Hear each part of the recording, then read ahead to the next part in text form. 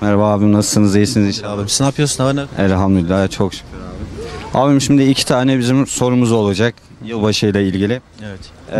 Birinci sorumuz, şimdi önümüzde malum yılbaşı programları var veyahut da Noel var. Sizin mesela bu konu hakkında görüşünüz ne? Dini ve kültürel değerlerimizle ölçüşüyor mu? Yani bu konuda görüşlerinizi kısa bir şekilde açıklarsınız. Aslında dini kültürel babımızda hiçbir zaman örtüşmüyor ki aynı zamanda bizim kendi bayramımız var. Yılda 2 defa Ramazan ve Kurban. Siz hiç gördünüz mü bir Yahudinin, bir Hristiyanın ve de başka inançta olan bir insanın gelip de bizim bayramımızı kutladığımızı? Hani yılbaşı ile ilgili bir soru sorduk. Şimdi milli piyango. Yani hem piyango, yani şans oyunu, hem de bunu sanki böyle resmileştirmek babında milli, başına milli kelimesini koyuyorlar. Şimdi milli piyango ile ilgili sizin görüşünüz nedir? Yani onu da merak ediyorum. Resmi devletin resmileşmiş bir kumardır yani. Burada kesinlikle yetkililere sesleniyoruz. Resmi olarak kumar oynatmayın. Yeter artık. Artık bu milletin değerleriyle oynamayın. Çünkü kumar haramdır. Yılbaşı bizim örf adetlerimizde olan herhangi şey yok. Hani bir örf adetimizde yılbaşı diye bir şey yok. Zaten haram hani. Hristiyanlar niye Kurban Bayramı'nı hani kendi dinleri olarak hani kutlamıyorlar da biz gelip onların hani örf adetlerini kendimize örnek alalım ki. Hani zaten o yüzden hani büyüklerimizin de dediği gibi biz de az çok hani İslami bir kesimde yetiştiğimiz için hani haramdır hani yılbaşını kutlamak ya da hani yılbaşıyla ilgili herhangi bir program yapmak dinen de caiz değildir. Milli piyangoya hayır. Yani bence hani Noel'le ilgili, piyango ile ilgili uygun değil, dinimizle uygun değil. Kutlaması caiz değildir bence. Hani dinimizde yeri yok. Bizim dinimizde böyle bir şey yok. Yılbaşı bizim dinimize göre bir şey yok. Kitabımız, kutsal kitabımız ne diyor? Diyor ki bunlar haramdır.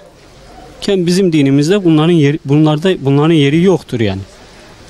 Ama biz ona rağmen haram olduğuna bile bile bunu yine yaparsak bu günahı bizedir yani.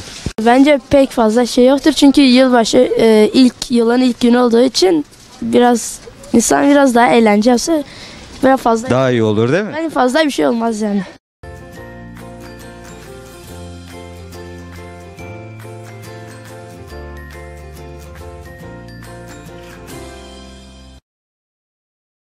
Öncelikle söyleyeceğim abi, bu İslam ahlakıyla hiç uyumlu olmayan bir davranıştır. İkincisi İslam yani din kültürden önce geldiği için öncelikle şeriatımıza uygun değildir. Çünkü bu Hristiyanların dini bayramıdır. Onun dini bayramı olduğu için bunu kutlamak itikada ayrı bir şeydir abi. Onun için bundan sağlamak lazımdır. Öncelikle bu şey yani bu yılbaşını kutlayanları uyarması gerekenler önce cemaatler tabii. Önce cemaat abilerdir işte. Önce onların bunları uyarması gerekiyor. Yani öncelikli şey budur abi. Yani ben şahsen bu yılbaşıyla ilgili hiç kutlama yapmamışımdır. Yani pek de bakmıyorum. Bu kültürümüzde böyle yılbaşı kutlamak yani kültürümüzde yeri yoktur tahmin ediyorum. İşte piyango biletini almamışımdır. Yılbaşı tiyo masraf izbekir oyd harum. Tayet hinyu yeni tayhesin mahe yılbaşı yeni. Yılbaşı manyu İslamiyet nyu. Yılbaşı kafrunu. Ma tevnen kafru ma aynı uymuş ben. Garama o adet terkik. Ma İslam ye kafir. Kafir. Da senin kafir de maşir. Milli piyangoya hayır.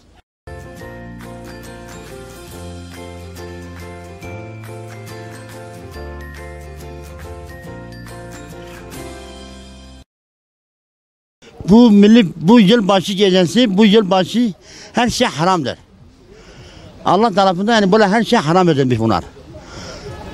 Desen demesen bu halk milli piyango alıyor. Ondan sonra tavuk alıyor, hindi alıyor. Yılbaşı gecesinden kesip yiyorlar. Bu milli piyangoda bütün Türkiye'nin milli piyango satıyorlar. Herkesten para alıyorlar, tamam mı? Bir milli piyango, herkes milli piyango bileti alıyor. O para büyünüyor, kasada büyünüyor, çok oluyor. 60 trilyon oluyor. Bir tanesi çekiyor, bir tanesinden vuruluyor para. Yazık günah değil mi bu insanlara? Ne güzel milli piyango bunlar alıyorlar. Benim kendi görüşüm bununla ilgili kutlamak bana göre İslam'a uygun değildir. Ben hiçbir zaman kutlamamışım. Ne ben ne ailem ne de kutlayacağım. Ve bu Müslümanlara aykırı olan bir şeydir. Bu Hristiyanların bayramıdır. Hristiyanlar kutluyor. Müslümanlar için değildir. Bizim geleneğimizde yok. Ne yılbaşı ne de milli piyangodur, şudur budur. Tasvip de etmiyoruz, kutlamıyoruz da zaten. Hani normal günler gibi geçiriyoruz yılbaşımızı. Zaten yılbaşı diye bilinen şey hani internetlerde hep denk geliyor. Ne kadar doğruluğu var bilmiyoruz ama hani 1 Ocak Mekke'nin fethi diye geçiyor. O yüzden biz daha karşıyız. Yani bize uygun değildir. Biz Müslüman bir ülkede yaşıyoruz. Bizce yapılmayacak şeylerdir. Yani hindi falan kesiliyor. Bizde tek bir kurban vardır. O da Ramazan ayı, Kurban Bayramı'nda falan kesilir. Bence bize uygun değildir.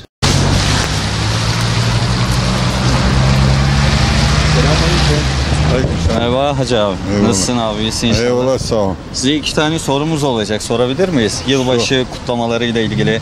Yok. Yani İslami açıdan düşünceniz. Tamam. Peki. Vakti serbena kut, ondan sonra yılbaşı yon viraştış. Her cay dünya Türkiye'de yılbaşı kutlanmış bun. Der hakkını mavama fikir şımabi. Vallahi az khayla yılbaşı yani Pierre millettir ve hole barışı ondan sonra yani insan kaylek ve çok memur ondan sonra yani ve mutluluğu ve rahatı ve hole yani az kayla o kadar ama inşallah Allah zon yani yılbaşı ma seni veren seni şen seni ben manızon yani ma veret şey manızon. Kesinlikle haram. Onlar nasıl ki bizim dini bayramlarımızı kutlamıyorsa biz de onların bayramlarını kutlamamız gerekiyor. Yapanlar varsa da büyük bir yanlışın içine girmişlerdir.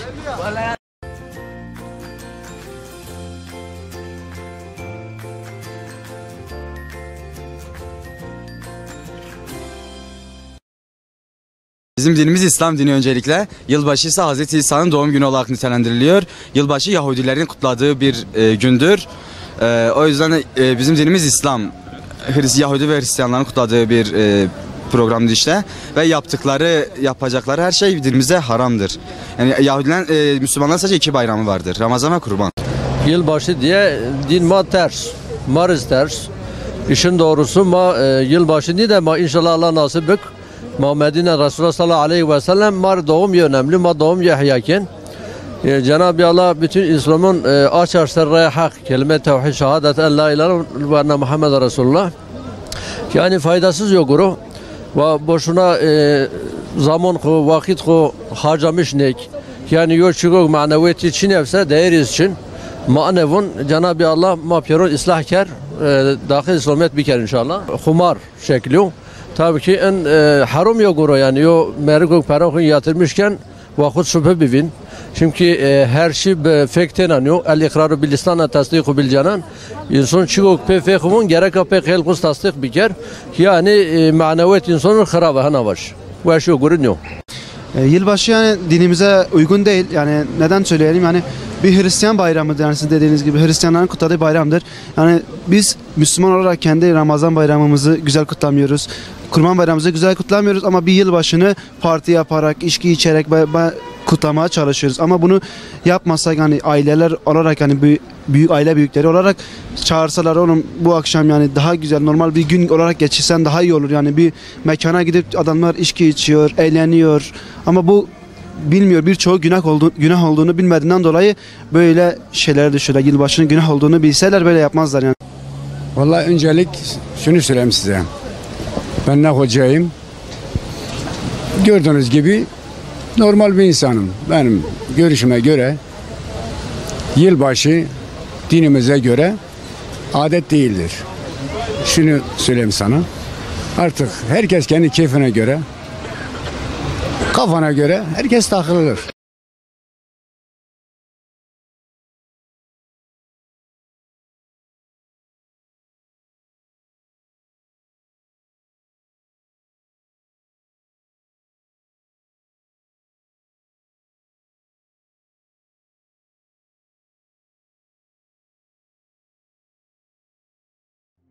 As-salatu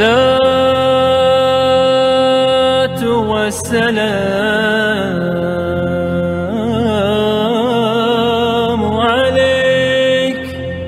Ümmetin yükselen sesi Bingöl FM.